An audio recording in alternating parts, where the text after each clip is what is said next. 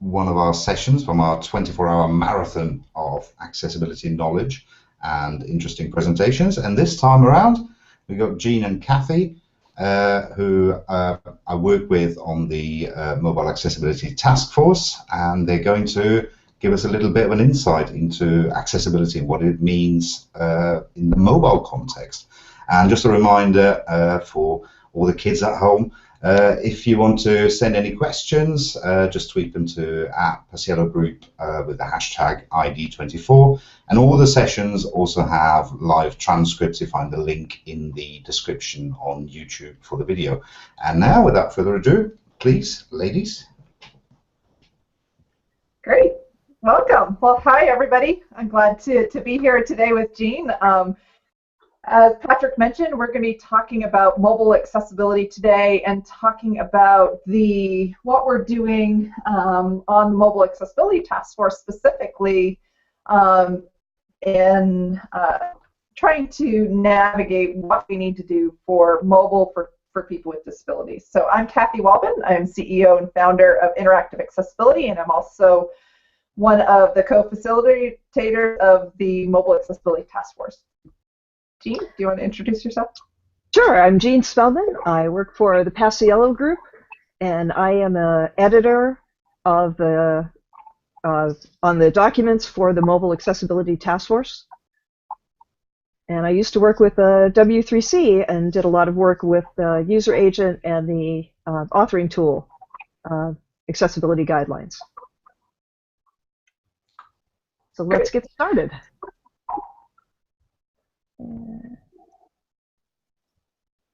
Let me try to get the screen sharing going right. So entire screen. And present to everyone. Here we go.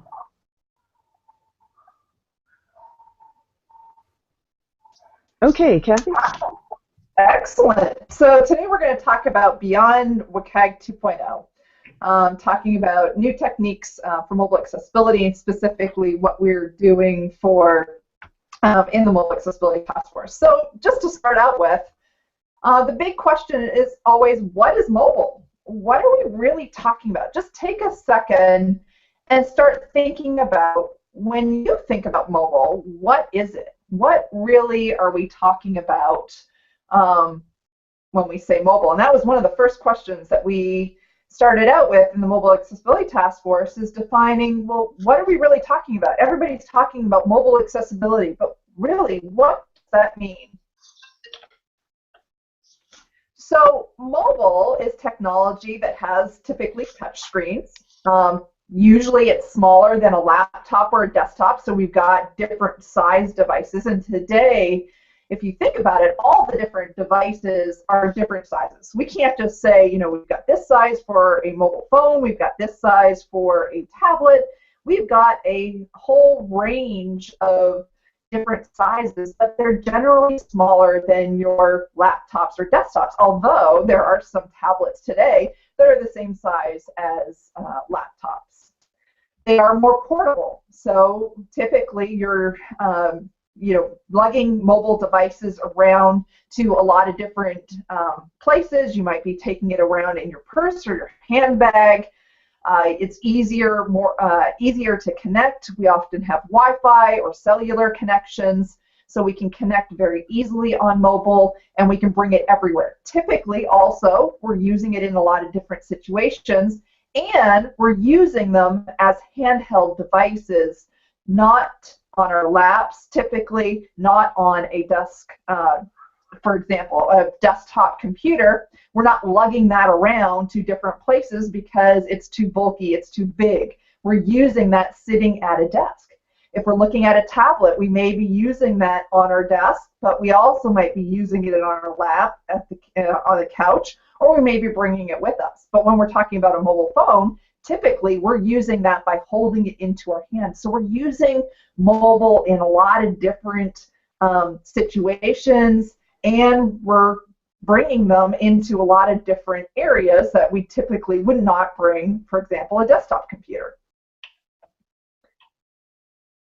So when we look at the kind of mobile landscape on the screen right now, I have a number of photos that are showing how we're using mobile today in all different situations. And really, mobile's changed the way that people are consuming information.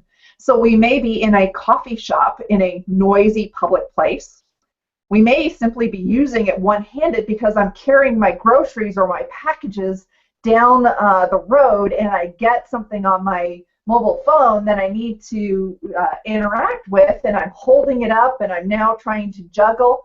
Also, when we're in those situations, whether it be a noisy place or a public place or walking down the street, we're often very distracted. We don't have that same concentration that we have if we're sitting in an office at a desk with the screen right in front of us. We've got a lot of things. We often have split attention as to what we're doing. We're not paying 100% attention to the phone, especially if I'm walking down the street and I've got it in one hand and I'm trying to do it. I need to watch where I'm going. I need to watch the other people around me. Also, because we're taking them and they're very portable, we may be out in just bright sunlight, and that doesn't necessarily mean we're outside. As you can see today in my office, when I was on the screen a minute ago, it's bright out. So even when we may be inside, we might be near a bright window because we're carrying them around with us. We can use them in all different scenarios. We might be out in bright sunlight, which means it's more difficult to actually see the screen sometimes. We also may be using our device without a keyboard or another pointer device.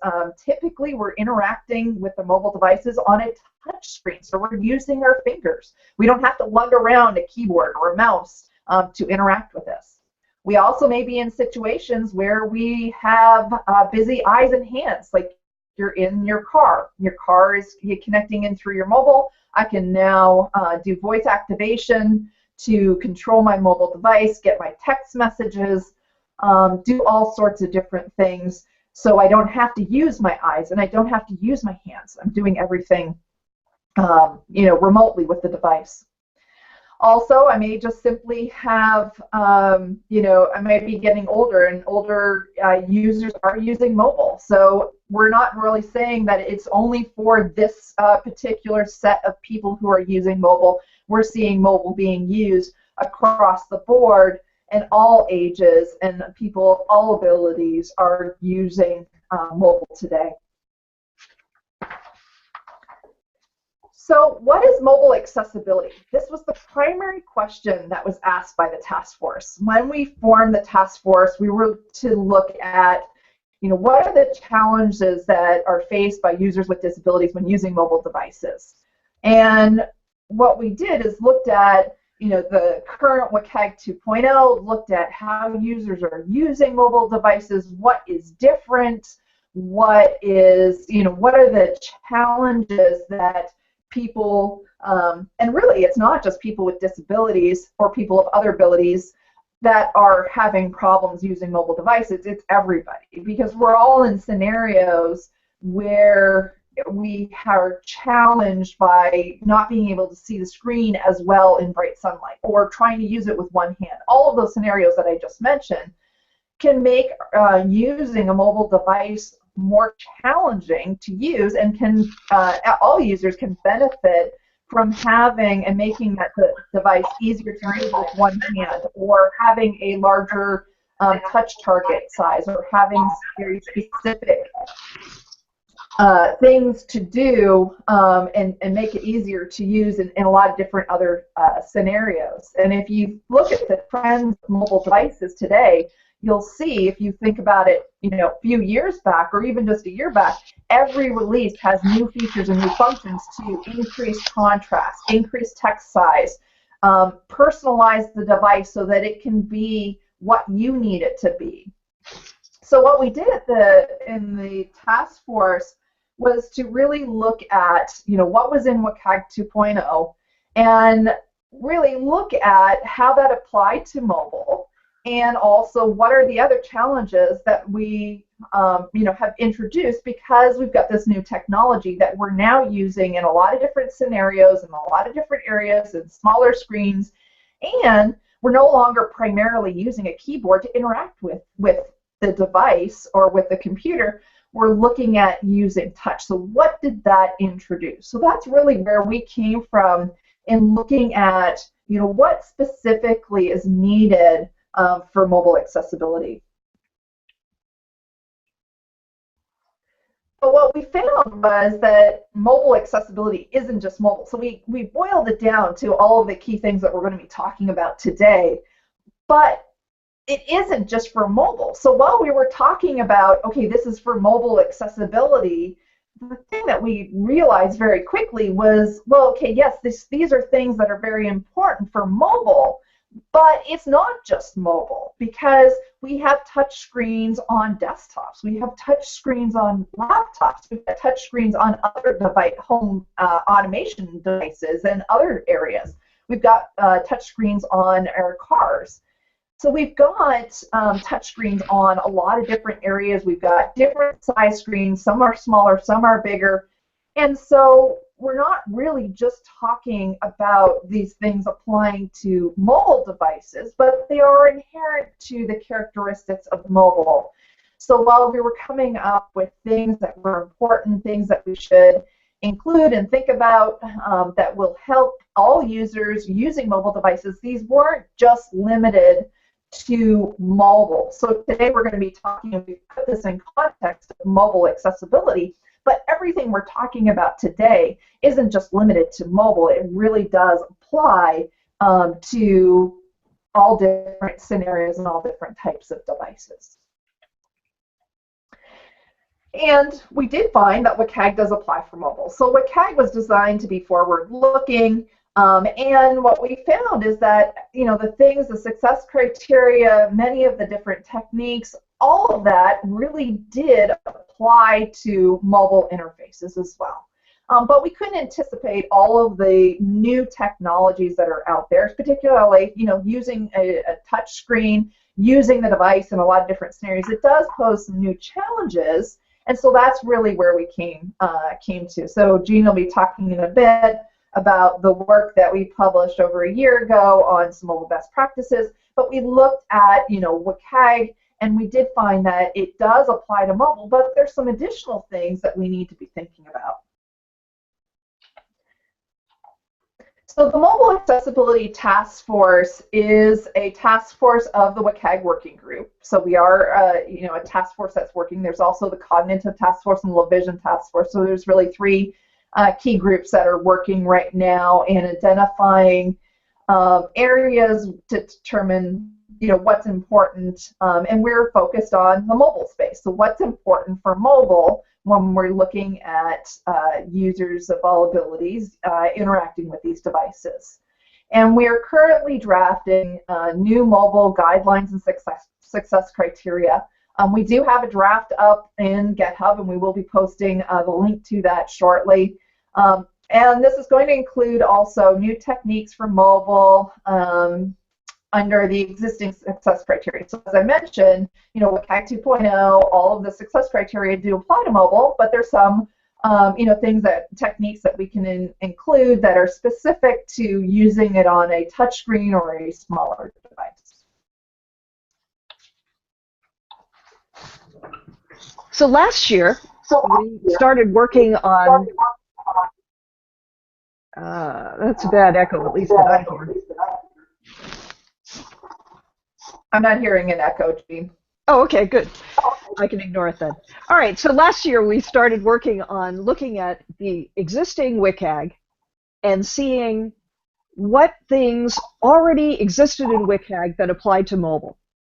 So we published a note last year, and I will, for those of you who want the URL to that, I just tweeted it under the ID24 hashtag.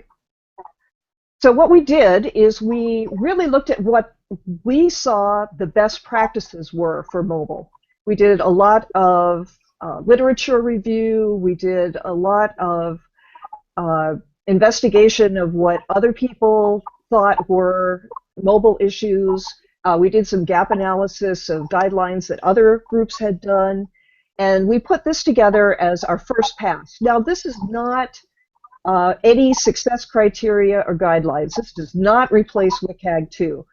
But this is a starting point of some good mobile practices that already exist in mobile. And then, if you go a little bit further, we have an appendix of every WCAG technique that applies to mobile. Actually, the slide says WCAG success criteria, but it's actually the techniques. We went through the general, the HTML, the scripting, the failure techniques, and put everything together. Now, we put it as a temporary document on the W3C page, but our intention is that this will become a filter in the new WCAG Quick Ref. For those of you who saw Shadi Abuzara's presentation a few hours ago, he was showing the new Quick Ref with all of the new filtering options, and we hope that soon mobile will be one of those options that you'll be able to immediately see all the techniques. So we're pretty excited about that.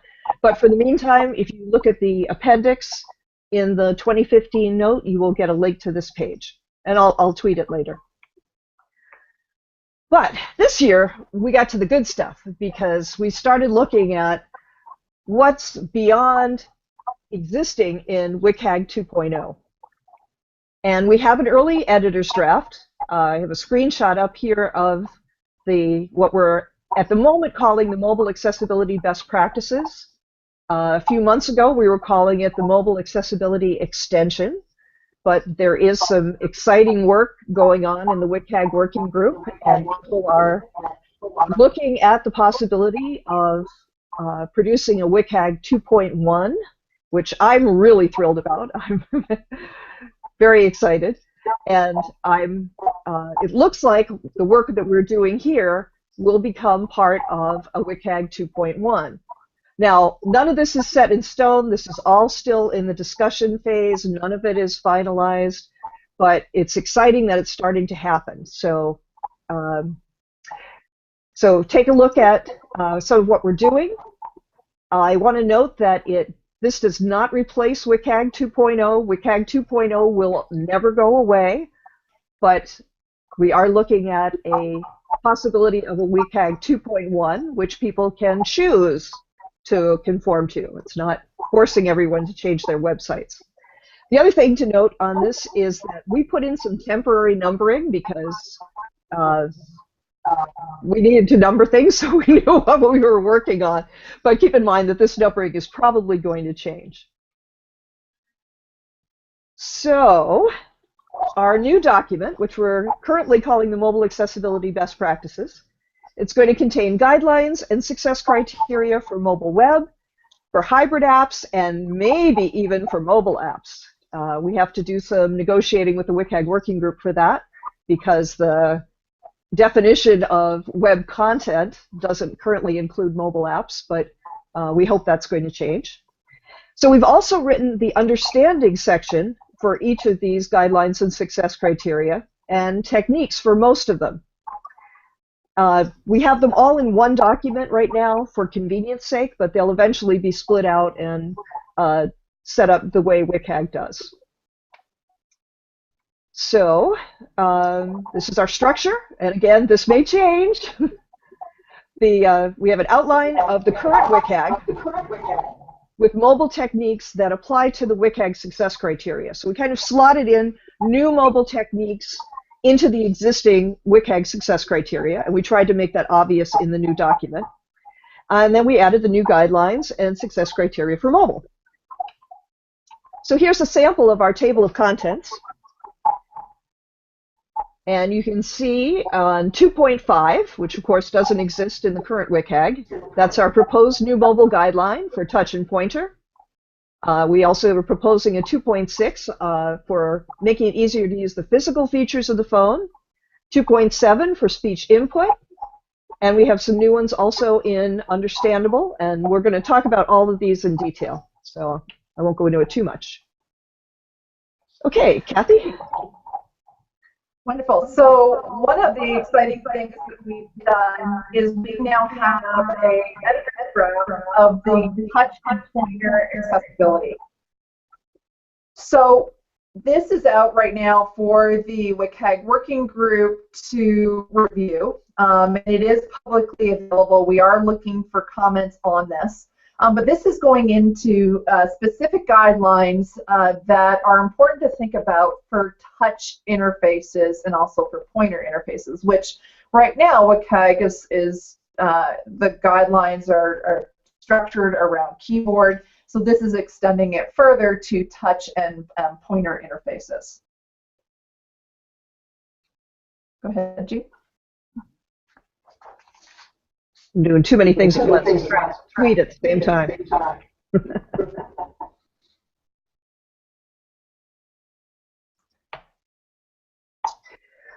So the first guideline is for touch and pointer. Make it easier for users to operate touch and pointer functionality. So we also have an intent for this, which is that devices such as mobile devices are designed to be primarily operated via gestures made on a touch screen. Mobile device design has evolved away from built-in physical keyboards like the fixed and slide-out keyboards that we originally had on smartphone or pre-smartphones, and moving toward devices that maximize the touchscreen area and display an on-screen keyboard only when the user has selected a user interface control that accepts touch text input, like a text box. So this was a very different paradigm from the old ways that phones were used, and it's certainly a very different paradigm from desktop. So the first proposed success criterion is all about touch. It says touch, all functions available by touch are still available by touch after the platform assistive technology that remaps the touch gestures is turned on. This success criterion came from the fact that the touch gestures that you use with a screen reader or other assistive technology, but primarily screen readers for now, changes when you turn on the screen reader. So the touch gestures change when you use the screen reader. So we want to make sure that all functions that can be done with touch when for example, a screen reader is not turned on can still work and function, maybe using different gestures, but still these functions are available when the assistive technology is turned on. And keep in mind that we're not talking about all assistive technology, but we're talking about the assistive technology that is available on the actual mobile device. So it's built into the platform. So platform assistive technology is the key term here, and we will be defining that specifically. And it also is specific to any assistive technology that remaps the touch gestures. So if you can do, when you turn on that assistive technology, if it changes the touch gestures, then you need to make sure that all of these functions are still available with touch. And we have a number of techniques as well as some proposed failures for this. Right now, we've just outlined what the titles are for these. Once we get feedback from the WCAG Working Group, we will be working on actually building out each of these techniques and failures if it is approved by the working group. So right now, under the techniques, we have using standard one-touch controls. We've got providing touch access for custom controls, and we've got two failures. The infinite scroll gesture is not available with the system screen reader, and also can be open but cannot be closed when touch when the screen reader is running. So we've got those four kind of two techniques and two failures for this success criteria. The next area we worked on was no touch trap.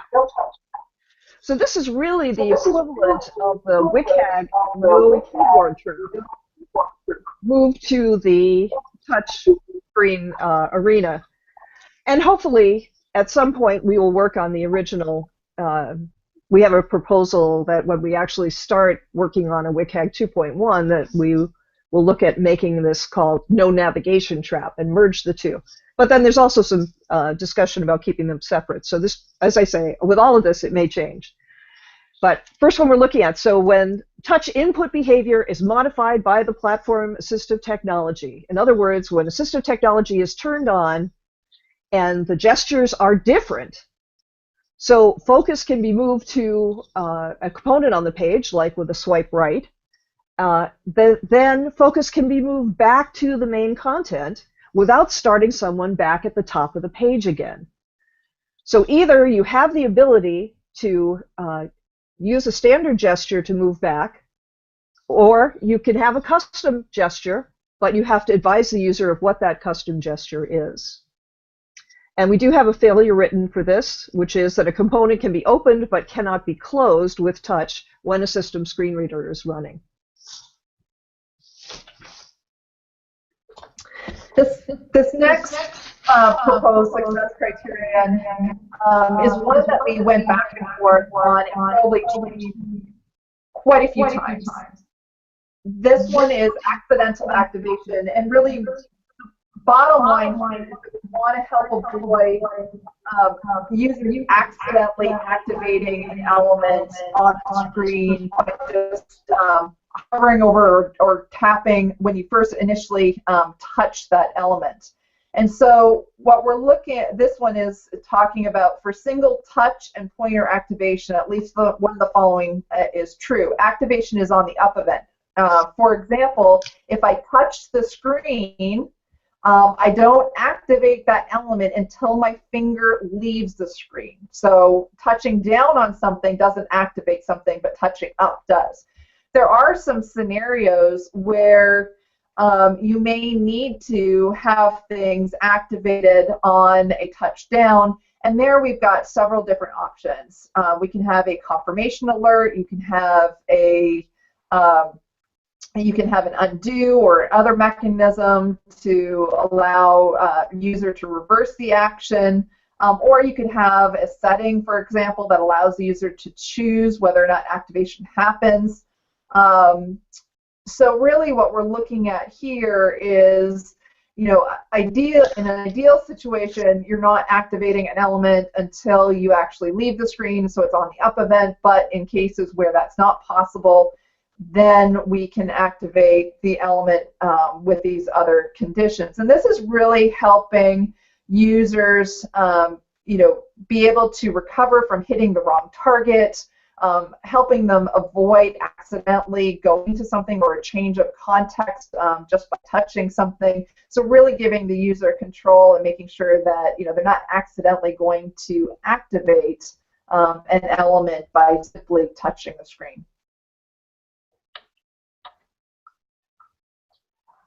This is my current favorite.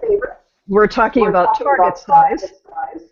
So, in other words, the size of a button or an element on the screen that people can interact with. So the size of this target in relation to the visible display is at least 44 pixels by 44 pixels for the touch screen. Now, one of the other things we just started talking about in the last few weeks is that we also wanted to think about stylus and mouse, which has a different, it has a more precise pointer effect. And so that we wanted to consider having a smaller size for the mouse or stylus or some form of pointer. Now, we still are having a lot of discussion about this. I would like to point out that the pixel here is a CSS pixel, and Patrick could, we can talk about this a lot more when we get to the questions if we want, but I'm saying nothing. We've been doing having a lot of conversation about this because it's a serious issue. What is a pixel? And pixels mean different things in different contexts. So we have settled for now that a pixel is defined as a CSS pixel, and that we're looking at the numbers 44 by 44 and 20 by 20. We're not fixed on these yet. We're certainly very interested in public input on these issues. And we do have one technique ready, which is multiple elements. And whoops. When multiple elements perform the same action or go to the same destination, like a link icon with link text, these should be contained within the same actionable element. And that's pretty standard stuff. But we are, the actual sizes are not fixed yet, and we are definitely interested in public input. This new proposed guideline is all about physical features of the phone. We want to make it easier to use the physical features that are built into the device. And this is an area where we haven't done a lot of work yet in really defining all of the success criteria and really what's there. This is going to be coming later this year. But we have, it's definitely something that we need to think about and really identify what these key areas are that we need to concentrate on. Right now we've got one success criteria that we've outlined, and that's all around device manipulation. Because mobile devices have a number of different sensors, for example, you can tilt your device and it can do something. For example, some applications today, you can tilt the device and it actually scrolls. So you can actually do device manipulation in order to activate or perform some sort of action. Because some users cannot manipulate the device, it's going to be important to make sure that this is available using other methods as well as device manipulation. So you can still use device manipulation, but you need to make sure that those functions and features are still available if you can't do that particular action. So device manipulation success criteria says when device manipulation gestures are provided, touch and keyboard operable alternatives, alternative controls options are available. So we want to make sure that no matter what it is, this could be use of the camera, it could be use of voice, it could be use of the different sensors, so the tiltrometer, everything in there. And this is an area that we're looking at because mobile devices today have so many different features and functions, and those are good things. Those are things that are making it easier, giving users other options to interact. So that you've got a lot of different preferences, but it does pose some challenges to users who may not be able to do a particular device manipulation. Another area we're working on that's certainly not exclusive to mobile is speech input. There are a number of people who operate their mobile devices and their desktop devices solely by voice input. So we want to make it more practical for them to operate all functionality. We don't have a lot of this done yet, but this is some of the early drafts of what we're thinking about. So for speech input is we want to say that all functionality of the content, including touch and gesture, is operable through the keyboard and does not obstruct the user's ability to access the keyboard commands through speech input. And certainly navigation right now on mobile devices is much more of a challenge for speech input users. So we want to address that with this first success criteria. One of the other areas that we know is a very big challenge for speech input users is the number of web applications that are set up with single key shortcuts. So if you just can hit a I to get your inbox listing, or D to delete an email on a web app, and you're a speech input user, you can accidentally start navigating and deleting your email just by trying to dictate a message. So that single key shortcut is very dangerous for speech input users, and they need to be able to turn that off or adjust it to an alternative string, a string of symbols and letters. Another thing that's really important is thinking about how users are actually using their devices. Because my mobile devices are portable, we often have them in our hand. It's very easy to switch from portrait mode to landscape mode in looking at your device, whether that be your phone or your tablet. You can do that on monitors today. You can have your monitor in portrait, you can have it in landscape, but it's not as easy and as to do as it is on a mobile device. I can easily switch back and forth within a couple seconds when I'm on a mobile device versus if I'm on a desktop computer with monitors. And so one of the things that we took a look at is really what's important. What does that change? What are the challenges if we can switch from one orientation to the next? And when we looked at kind of the user needs as far as device orientations, there are some users who need to lock in their device in a particular orientation. They may have it on their wheelchair, for example, and it's not easy to switch from portrait to landscape mode, and they're using their device in a particular orientation. So this new guideline is all about making sure that its content's usable in the different device orientations, and we've got one draft success criteria that we're actually finalizing in a couple hours during our next meeting. And that's all about orientation. It says orientation of the content is not locked to landscape or portrait except where the orientation is essential. So we will have an exception in here because there are scenarios where you do need to have a particular orientation. But the idea here is to allow users to view the content in each orientation, but that you don't need to necessarily have it look a specific way, but we need to be able to make sure that it's not locked into landscape or portrait mode.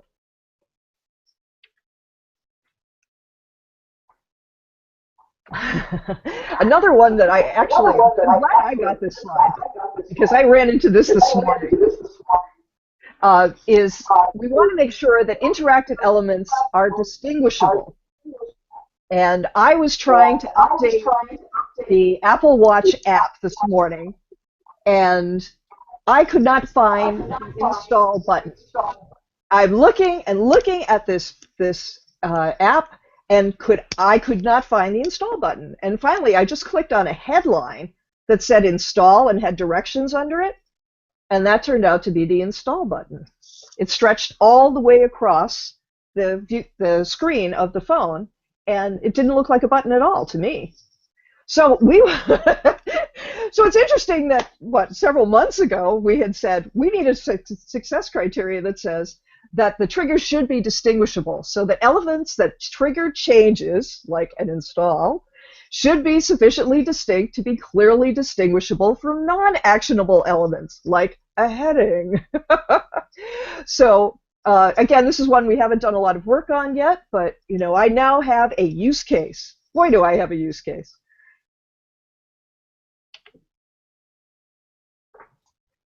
So the last success criteria that we're looking at, and we may add some additional ones to this, but this is the last one that we've really identified that we're currently working on, has to do about making sure that content doesn't interfere with the default functionality of the platform level assistive technology. Again, we're talking about the assistive technology that's built into the actual platform, so on the mobile device. So if we're on iOS or if we're on Android or on some other device, making sure that we're not going to interfere with those platform level assistive technologies. So we want to make sure that the characteristics of the platform, whether that be zoom, larger font, captions, are available when and are honored by the website or the application when those settings are set or when that technology is being used. So this is one that we haven't worked through all of the details yet, but it is something that's very important because mobile overall allows you to personalize your device and your settings.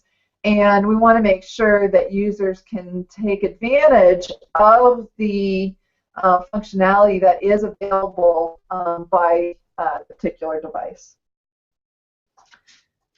So I want to give you just a few links so you can go and check out what we're currently working on. We have everything up in GitHub. Jeanne's going to tweet out these links. What we're doing right now is we've got it's still called the Mobile Accessibility Extension. This has got all of those items that we just talked about. And you can go in there. We update this on a weekly. Our meetings are Thursday at 11 o'clock Eastern.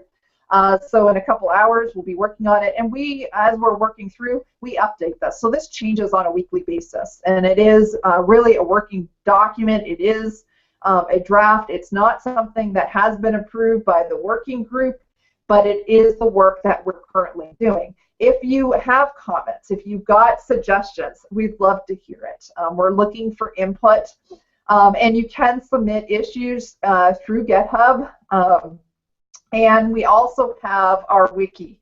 The wiki has got a lot of background information and research that we've collected. For example, Jeanne was talking about touch and pointer. We've done a lot of research. We've talked to a lot of groups. We've talked to people who've done usability testing with users with disabilities and what their findings are. All of that research, all of the conversations that we've had are actually documented on our wiki, and we felt that this was really important because we've had a lot of conversations about, you know, what's important for mobile, why is this important, what's the user's need, you know, what really should we be requiring, and a lot of this is new. For example, if you're talking about, we mentioned the pixel sizes. We had weeks and weeks of conversations about what that should be. Should we go to points? Should we go to DPI? What should we do with pixels? What does this actually mean? All of that information we've actually documented on our wiki. So if you're interested in getting more information about why we've done something, how we've done it, you know, what was the research that we looked at in this, you know, where we're getting user stories from users and user needs, all of that is there. We've also taken a look at the other mobile accessibility guidelines through BBC, FunkNew. All of those we've looked at quite a while ago, but we looked at that to really inform a lot of what we were doing to look at, so we were taking consideration everything that everybody was doing. And we should wrap this up quickly, Kathy. We're running out of time. Okay, so the next steps for us is really we've got the touch and pointer out for the comment.